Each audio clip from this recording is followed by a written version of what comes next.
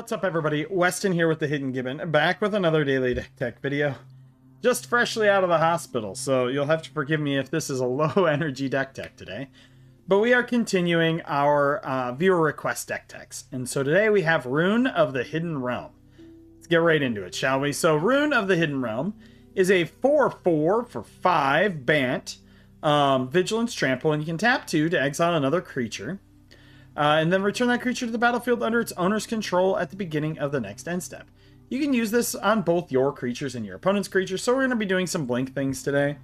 This is a very fair blink commander, to be honest with you, but you can also use this defensively, right? If somebody attacks you with a big thing, no, they didn't. But let's see what we got here. We're running 23 creatures. Big fun times here. We have Abuelo, Ancestral Echo. It's a 2/2 for 3. Flying in Ward 2, and you can pay 3. Exile another target creature or artifact you control. Return it to the battlefield under its owner's control at the beginning of the next end step. It's a blink commander, or a blink card. We have Coiling Oracle, which is when it enters the battlefield, reveal the top card of your library. If it's a land card, put it onto the battlefield tapped. Otherwise, put that card into your hand. We've got the old Crater Hoof Behemoth here. When he enters, creatures you control gain trample and get +X/+X until end of turn, where X is the number of creatures you control. You can blink him and make it even bigger. Display your Sir Kitten, so whenever you cast a non-creature spell, exile up to 1 target non-land permanent you control, then return it to the battlefield under its owner's control. Elish Norn doubles your ETB triggers, and then makes it so your opponent's ETB triggers don't happen. Elvish Visionary, when it enters, draw a card. Emeritus of Ideation. We had to try this in here, right? It's an Ancestral Recall, so it's for 5. Flying Ward 2, it enters prepared, and whenever this creature attacks, you may exile 8 cards from your graveyard. If you do, this creature becomes prepared. Its prepared spell is the Power 9 spell, Ancestral Recall. Target player draws 3 cards. Alternatively, it's going to enter prepared. We're going to use Ancestral Recall, and then we're going to blink it. And we're going to keep doing that, rather than do the attack thing, to get us a lot of things. We have Emeritus of Truth, which is, when it enters, you give somebody a 1/1 Black Inkling creature token with flying. If an opponent controls more creatures than you, it is prepared, and you get the Swords to Plowshares something. Fun card. Ennis, Debate Moderator. When it enters, exile up to 1 other target creature you control. Return that card to the battlefield under its owner's control at the beginning of the next end step. And at the beginning of your end step, if 1 or more cards were put into exile this turn, put a 1/1 counter on Ennis. We have Flicker Wisp. When it enters the battlefield, exile another target permanent. Return that card to the battlefield under its owner's control at the beginning of the next end step. I'm sorry if I sound out of breath.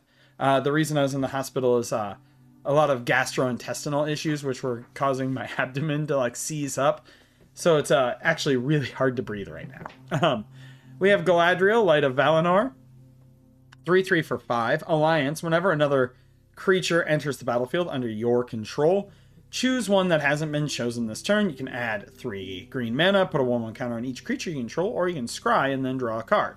We got God Eternal Ronus in here. I love this card a lot, by the way. Death Touch, and when God Eternal Ronus enters the battlefield, double the power of each other creature you control until end of turn. Those creatures gain Vigilance. And then when it dies or is put into exile, you can put it into your library, 3rd from the top. So you can blink it and double their power more than once. Hornet Queen, this is a classic. I love this card a lot. I need to find more ways to play this card. But it's a 2/2 for 7, flying and Death Touch, and when it enters, you put 4 1/1 green insect creature tokens with flying and Death Touch into play. Blink it, and you get lots. Lagrella, the Magpie, is a 2/3 for Bant, and when she enters the battlefield, exile any number of other target creatures controlled by different players until she leaves the battlefield. When an exiled card enters the battlefield under your control this way, put 2 1/1 counters on it, which is pretty cool. Monk Gyatso, one of my favorite cards from the Avatar set. Whenever another creature you control becomes the target of a spell or ability, you may airbend that creature. It's kind of a way of protecting your own creatures, and then you get to play them for 2 generic.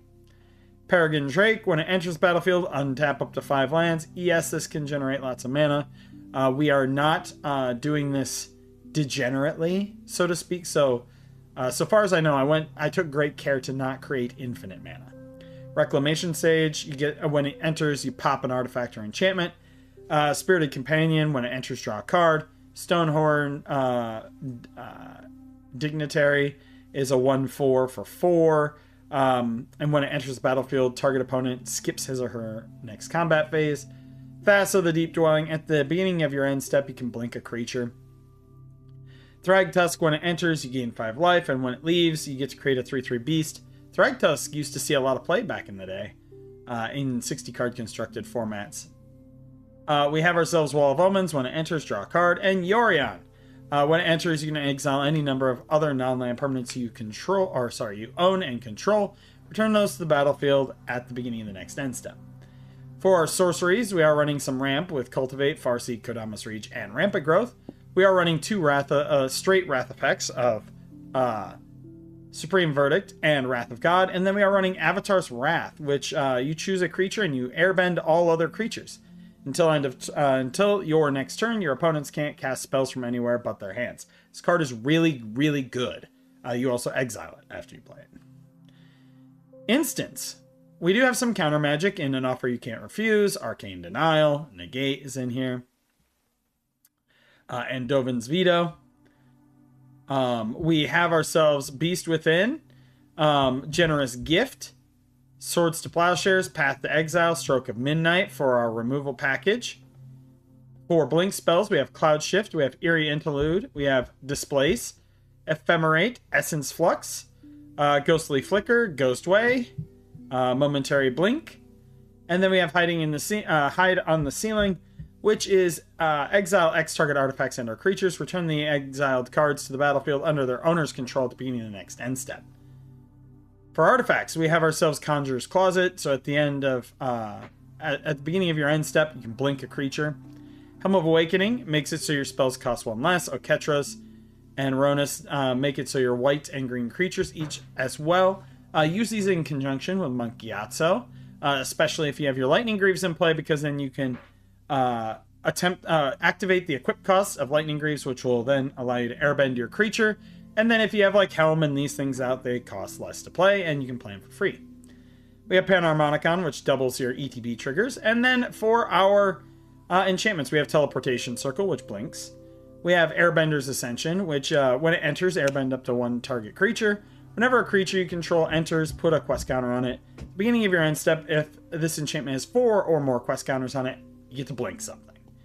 We have Blessed Sanctuary, prevent all non-combat damage that would be dealt to you and creatures you control. And whenever a non-token creature enters the battlefield under your control, create a 2/2 white unicorn creature token.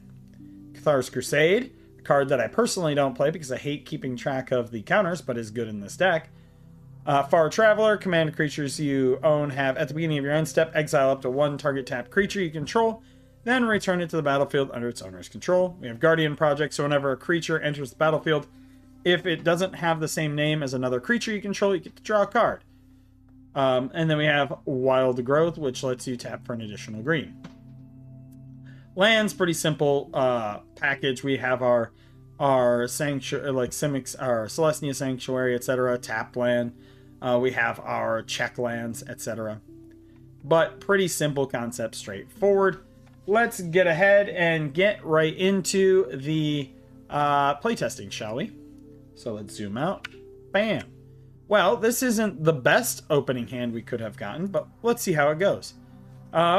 We will go ahead and drop down our plains. Next turn, we will drop down Hinterland Harbor. And you know what? We're just going to drop the Airbender's Ascension right now. Next turn, we have Elvish Visionary. So we're going to drop an island. We're going to drop our Elvish Visionary, letting us draw a card. This lets us put a counter on it.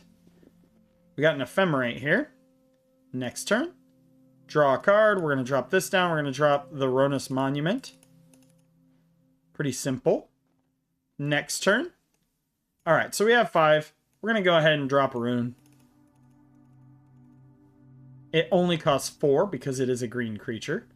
And it gives +2/+0. And then we get to add a counter here. This is a lower power deck. Obviously, we aren't trying to do anything super fast. we are going to draw for our next turn. Oh, sorry. Well, I messed it all up. Put it there. So we have quite a bit here. We're going to go ahead and we're going to tap 2.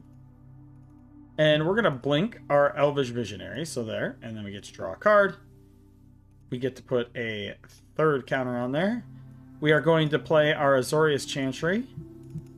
Bouncing that forest to our hands. Actually, wrong land. We'll bounce this island to our hands. We still have 3 mana available, including a white source if we need to ephemerate. Which, then we will go to pass turn. And you know what? At the end of our opponent's turn, we're going to ephemerate our Elvish Visionary to draw a card, letting us get a 4th counter on our Airbender's Ascension. We will draw our card. 1, 2, 3, 4, 5, 6, 7, 8. We have 8 cards in hand. We're going to force... We have 6 lands available. We're going to drop down Cathar's Crusade. 5, 1, 2... 1, 2... Yeah. There we are. 1, 2, 3, 4, 5. And we will go ahead and blink our Elvish Visionary, which will draw us a card, as well as net us a counter on Roon. But let's try another hand, shall we? Restart the game. This one is only a 2-land hand, but we do have some good cards in here. We're going to start... Oh, I forgot to draw. I always forget to do that. Next turn, we're going to drop our plains down. Having 2 plains available seems pretty good with this hand. Next turn, we're going to go ahead and drop a forest. We're going to go ahead and drop our cultivate. We're going to need lots of white here, so we're going to view our library. We're going to grab a plains. We're going to grab an island, because we don't have a blue source yet. Plains and island, close and shuffle. We'll put the plains into play. Next turn. So we have our island, and we have 5. You know, nothing overly fantastic to do. We'll just drop Roon. But yeah, we'll do one more hand. We'll see what we got. 2-land hand, no green source, but Let me know what you think in the comments down below. As always, I'm Weston with the Hidden Gibbon, and I hope you all have a wonderful day. What's up?